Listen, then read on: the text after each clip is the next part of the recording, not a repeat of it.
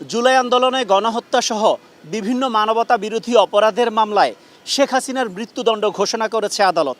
আইনশৃঙ্খলা রক্ষাকারী বাহিনীর পক্ষ থেকে কিন্তু ব্যাপক কড়া নিরাপত্তা জোরদার করা হয়েছে। আমরা যেমনটি দেখেছি যে আকাশপথে সেনাবাহিনীর হেলিকপ্টারের মাধ্যমে টহল দেওয়া হচ্ছে এবং বিভিন্ন পয়েন্ট চিহ্নিত করে যেখান থেকে কোনো ধরনের নাশকতা সম্ভাবনা থাকতে পারে সেই বিষয়গুলোকে চিহ্নিত করে সেখানে ব্যাপক নিরাপত্তা জোরদার করা হয়েছে। এবং আমরা দেখতে পেয়েছি আইনশৃঙ্খলা রক্ষাকারী বাহিনী সড়কের পাশাপাশি বিভিন্ন স্থাপনায় কিন্তু নিরাপত্তা জোরদার করেছে।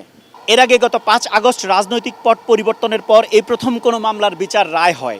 এর আগে গত 10 জুলাই 5 ধরনের সুনির্দিষ্ট অভিযোগ গঠনের মধ্য দিয়ে জুলাই আগস্টের মানবতা বিরোধী অপরাধের মামলার আনুষ্ঠানিক বিচার শুরু হয়। নিয়ম অনুযায়ী 30 দিন বা 1 মাসের মধ্যে গ্রেপ্তার আসামিরা আপিল আবেদন করতে পারবেন। এ সময়ের মধ্যে রাষ্ট্রপক্ষ আপিল বিভাগে যেতে পারবেন। কিন্তু পলাতক আসামিদের বিষয়ে কি হবে বা আইনি বিধান কি? রায় ঘোষণার আগে এমন প্রশ্নের জবাবে প্রসিকিউটর গাজী মনোয়ার হোসেন তামিম বলেন, এই মামলায় যেসব আসামি পলাতক আছেন তারা গ্রেপ্তার হওয়া ছাড়া আপিল বিভাগে আপিল করতে পারবেন না। মামলার প্রধান আসামি একজন নারী হওয়ার কারণে শেখ হাসিনা আইনের বিশেষ কোনো সুবিধা পাবেন কিনা এমন প্রশ্নের জবাবে তিনি বলেন, সিআরপিসিতে জামিন প্রদানের ক্ষেত্রে 32 ইঞ্চি জেভিকো টিভি এখন মাত্র 15,000 টাকায়, সাথে পাচ্ছেন 3 বছরের প্যানেল ওয়ারেন্টি।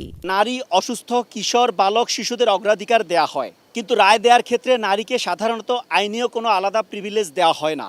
যদিও এর আগে এই রায়কে কেন্দ্র করে আওয়ামী লীগের পক্ষ থেকে বিভিন্ন কর্মসূচি ঘোষণা করা হয়েছে, অর্থাৎ সারাদেশ লকডাউন ঘোষণা করা হয়েছে। কিন্তু আজকের রায়কে কেন্দ্র করে নিষিদ্ধ কার্যক্রম নিষিদ্ধ আওয়ামী লীগের পক্ষ থেকে আনুষ্ঠানিক কোনো ঘোষণা না থাকলেও আইনশৃঙ্খলা রক্ষাকারী বাহিনীর পক্ষ থেকে কিন্তু ব্যাপক কড়া নিরাপত্তা জোরদার করা হয়েছে। আমরা যেমনটি দেখেছি এই রায় ঘোষণার মধ্য দিয়ে একটি ইতিহাস তৈরি হলো। যদিও জনসাধারণ অর্থাৎ সাধারণ মানুষের মনে একটি আতঙ্ক বিরাজ করছে, এই রায়ের মধ্য দিয়ে কার্যক্রম নিষিদ্ধ আওয়ামী লীগ কোনো ধরনের সহিংসতা সৃষ্টি করবে কিনা এবং সাধারণ মানুষের মধ্যে এই মিশ্র প্রতিক্রিয়াটি লক্ষ্য করা গিয়েছে। সে সাথে আইনশৃঙ্খলা রক্ষাকারী বাহিনী কতটা তৎপর থেকে আইনশৃঙ্খলা ঠিক রাখবে সেই বিষয়টিও দেখার রয়েছে বলে মনে করছেন সাধারণ মানুষ।